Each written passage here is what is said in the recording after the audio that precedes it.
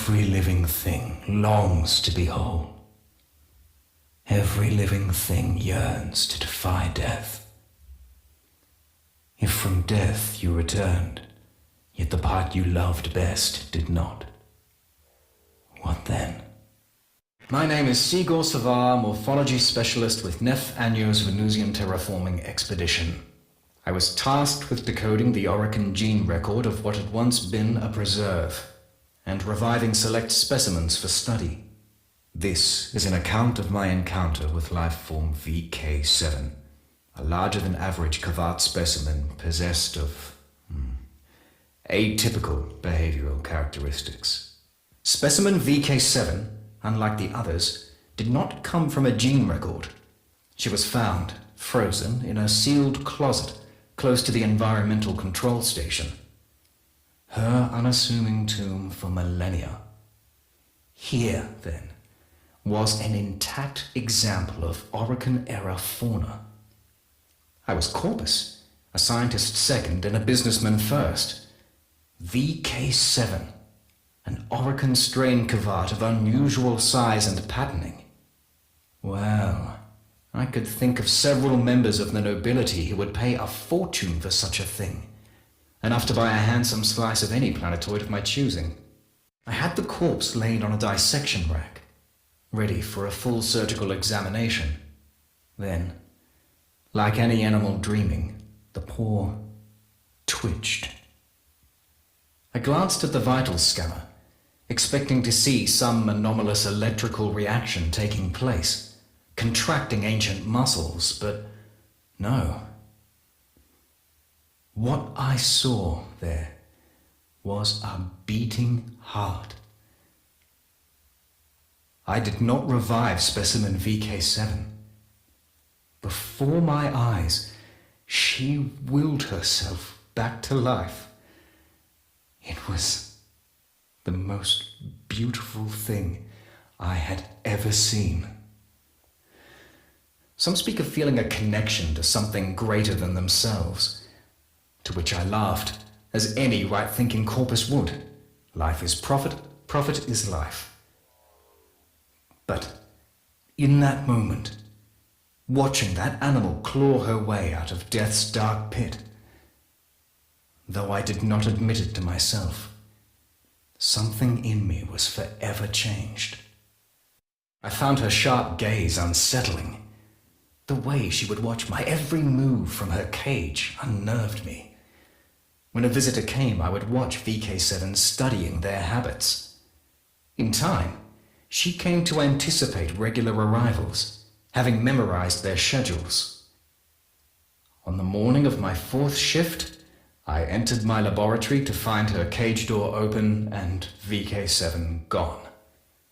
One consequence of breathing life back into a world is unintentionally resurrecting life forms and viruses one finds less desirable. The infestation is both of those things. Reports returned of some hive sites found destroyed, and then of a large beast found at others. An animal intelligent enough to learn and react to corpus behaviors and patterns. Some claimed it had learned to measure ammunition expenditure to better attack when a target was most vulnerable. Needless to say, almost none who attacked the beast survived. This had to be specimen VK7. I left to join with a flamer team already deployed to a nearby hive. Both team and hive were dead when I arrived, killed by tooth and claw. Fearing for my life, I made to leave, and was apprehended by the sight of a low figure blocking my egress. Specimen VK7. She prowled forward from the shadow of a shattered, snow-blown hive, her paw prints red with blood. I made to open a comm channel to request assistance.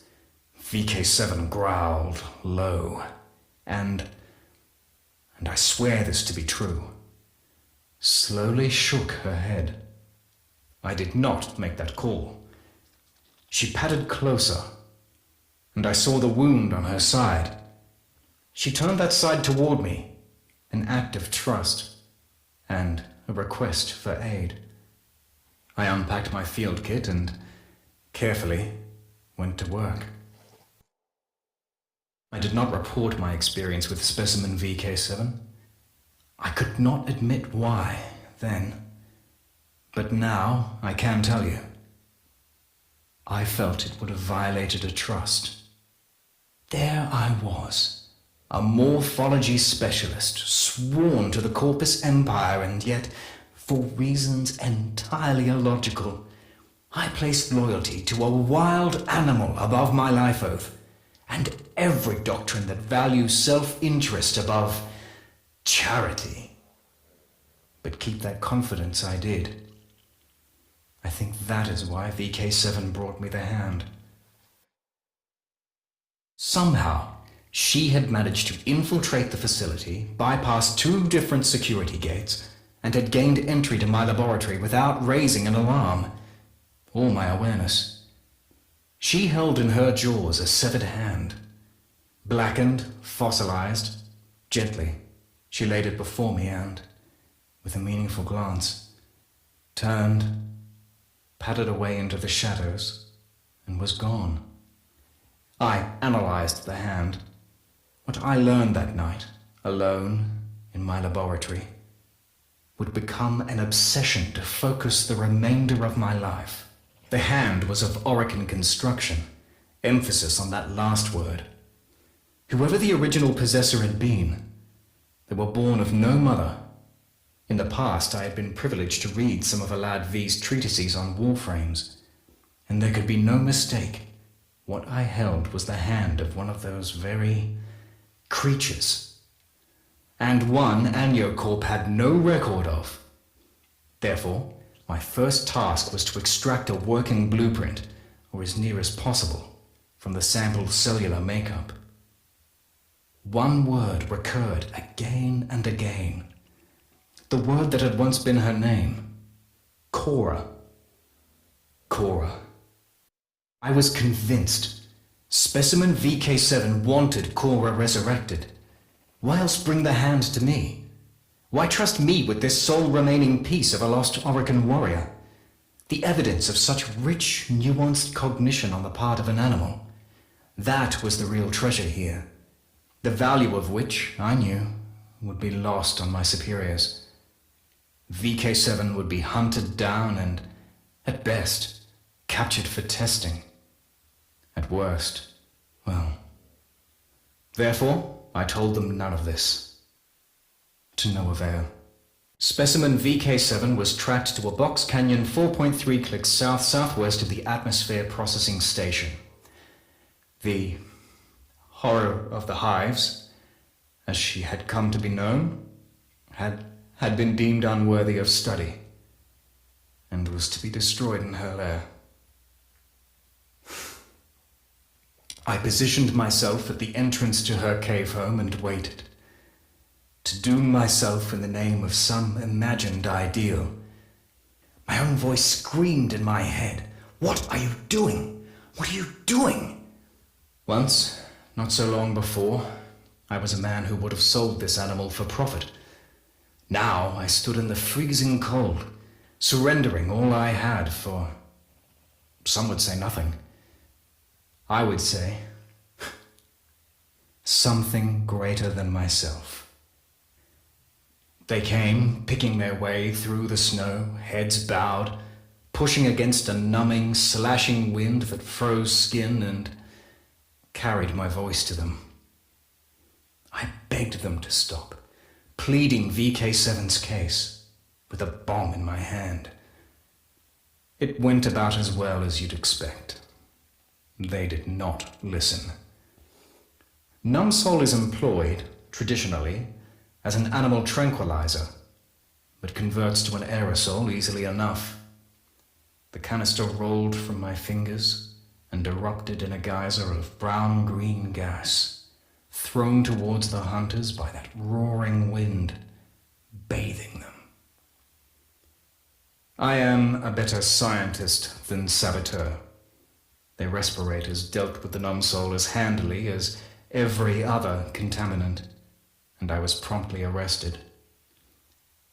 But VK7 did escape. I achieved that much. The atmosphere processor wasn't made for imprisonment or interrogations, but the lack of facilities did not prevent them performing both. Bound and beaten in maintenance closet A5, I told them everything. It doomed me. Zil, the oxygen tech from Reclamation 3, had a previous career in psychological operations for some branch of the military. Therefore, he had been selected to administer to me, to interview me and, ultimately, to execute me. Barrel pressed to my forehead. Zil said he would prefer it if I did not look at him. Obliging as ever, I closed my eyes. There was a sharp crack, then nothing more. I opened my eyes. Zil lay dead at my feet, limp, throat clasped in VK7's jaws. I was corpus no longer. Remaining on Venus would be death for both of us. We had to escape. Together we made for an automated cargo relay, one that would ferry us anonymously to the hold of a Solaris rail tractor in geosynchronous orbit and away from Venus. How well she guided me, circumnavigating patrols and security cameras. But, inevitably, my former comrades calculated our likely destination and closed in rapidly. Plasma blasts lanced the air from both sides of the hangar. I bundled myself into the nearest open conveyor, bound for orbit. A waste of time, I knew. We had reached our means of escape, but had no hope of achieving it. Troopers and mowers closed in a classic pincer movement. Sparks and near misses flashed hot against my face. In moments, our conveyance would be destroyed, and us along with it. And my only thought was heartbreak for how badly I had failed her. In that final moment, VK7 did something that will stay with me for the rest of my days. With one of her meaningful glances, the last we would ever share, she reared up and activated the conveyor. My pod's door slammed shut, and outside my viewport, she leapt toward the enemy. Before I could slap the release and free myself, the mag rails activated, and I was hauled out of the complex, skyward, and into orbit. Saved, leaving her behind. That was, well, many years ago now. I have spent my life attempting to locate Cora's remains. Contacts inform me she was found, fused but intact, within the Oricon terraforming complex itself, and shipped off-world via a notorious Solaris rail agent, who subsequently vanished. I now believe, firmly, that her remains are to be found on the Eidolon Plains. I go there now, entrusting these encrypted logs to my old friend, Konzu, for safekeeping.